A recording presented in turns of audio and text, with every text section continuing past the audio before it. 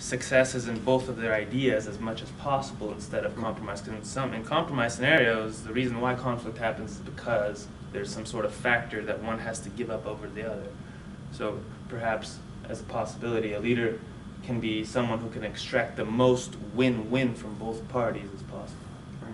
Right. Yeah, and I think like in the sort of user guide to this slide, I think a lot of this has to do with sort of respecting the people in the team, you know, and that's why, you know, you tolerate mistakes or you persuade them instead of ordering them around and things like that. And that sounds like that's what you're saying too.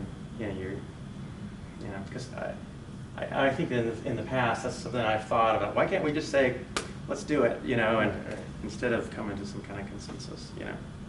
In addition to that, the facilitate communication is so critical because as long as people feel like they've been heard, at least they don't feel like they've been disrespected with the decision-making process. Yeah. So making sure that everybody feels like they've been heard. Sure. One of the best persons, I'm a terrible listener, so I talk over people. I even do it to my boss, so I'm not I'm pretty fair about being rude. But one thing, I had this one mentor who was so good at listening, and I would walk in with a problem, and he'd never tell me an answer. He'd ask me questions. Well, have you thought, you know, what would you do if this happened? And by the end of it, I'd be telling him what he really wanted me to do. Yeah. But I think it means a lot more when it's coming from yourself, right? You feel like it's your idea, or like you're heard, but I think even farther than you're heard, it's actually your answer, right? And that was it was a skill I still haven't learned. But Yeah, I just drawing it out. Great deal. That's a good idea.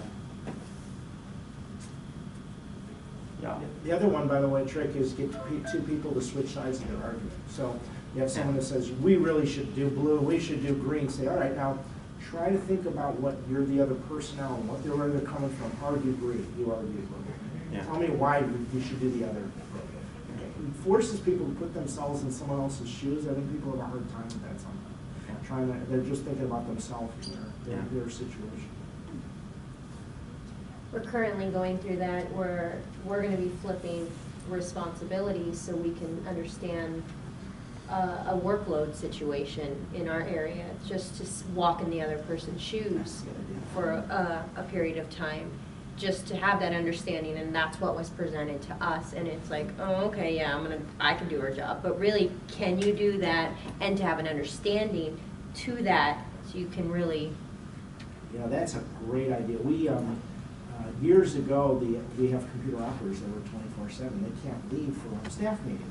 The manager wanted to have a staff meeting. Well, the arrogant tech services people who are supposedly the senior, you know, engineers, we're like, oh, we'll go in and we'll cover them for a couple hours. Let them have their meetings. This is easy stuff, right? We're just running the systems. We built these things, right?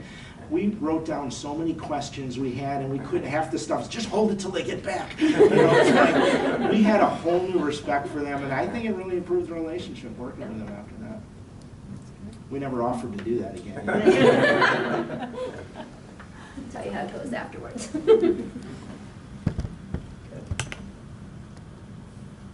Any other questions, caveats? Let's go back to the beginning slides. Paul didn't see it. That's the benefits.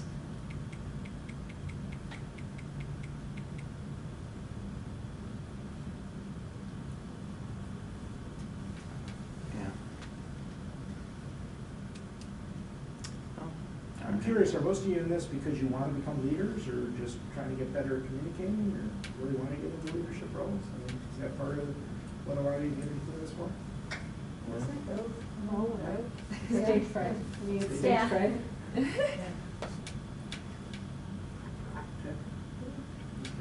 Yeah.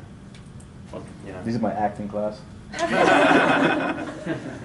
What's definitely for me in my current role, is directly applies to what I'm supposed to be doing. You got to get up and Trying to get the technical architect to be more of a leader and less of a guy in my cube. That was the number one thing my manager said in my review. It's like, yeah, you're doing a great job. The only thing you could improve on is maybe get out of your cube more and, you know, have more of an influence and communicate, you know. So that's kind of why I'm doing Toastmasters, you know. I can flip bits, but yeah. So there's some, I've heard people say that usually the best leaders are people that are always positive thinking. yeah. there's no negativity or there's minimal negativity. Yeah. What is your thought on that? Yeah. I think that generally that's true. I think it's got to be honest. I don't know. Sometimes it kind of rubs me the wrong way if someone's too, over the top positive. I mean, I don't know. I think it's where our accountability language helps, because I wouldn't call it positive, but it's more constructive. So what I mean by that is, Yeah. you get people who just say, oh, this job sucks, or this project sucks, or as opposed to just keep, using the culture like, okay, but what can we do, right? Or, I get this, if those people would just do X, and you can just be positive and say, try to be positive about those people, or you can use the accountability culture and say things like, okay, you have control over this part. And I think that's helped me a lot, right, with using that language with people, because everyone's trying to use that language. Because you're right, if you just are always sunshine and, I think it becomes It's not real. It's not not authentic, yeah. Yeah, I think it's not, if you're trying to persuade or influence or whatever, it's not going to be as effective as it doesn't seem honest, right?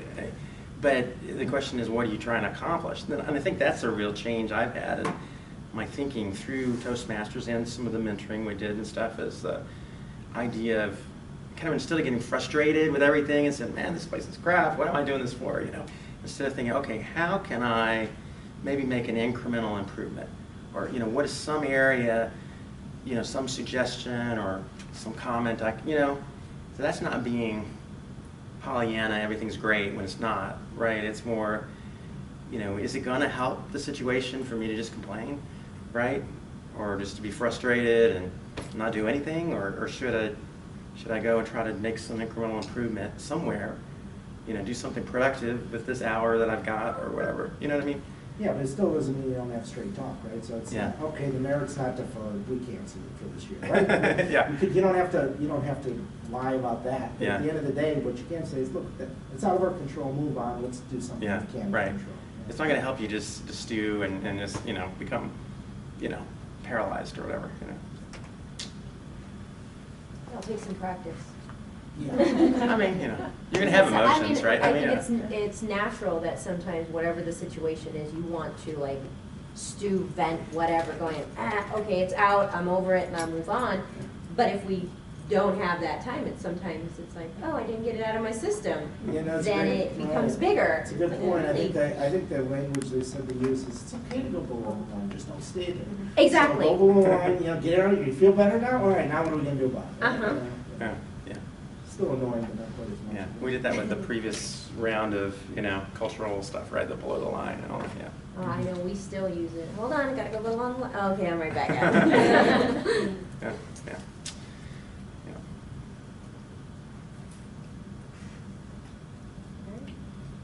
Well, I think it's good. Okay, thanks. Good job, Bobby. I appreciate it. If we were saying this is